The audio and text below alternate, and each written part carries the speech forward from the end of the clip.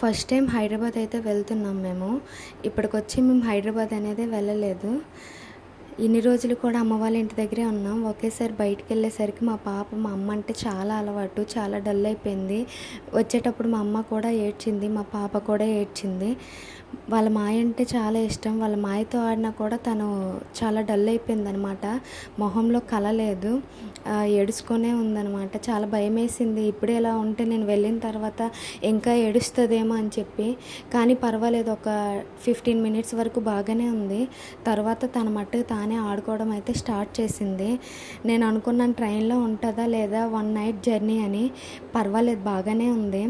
అక్కడ ఇంకా బోర్ కొడుతుంది. ట్రైన్ దిగాము, ఇంకా 3 అవర్స్ అయితే మా ట్రైన్కి టైం ఉందన్నమాట వెళ్ళడానికి. సో వాళ్ళ మావయ్య అయితే అక్కడ ఆడిస్తున్నారు మా తనని.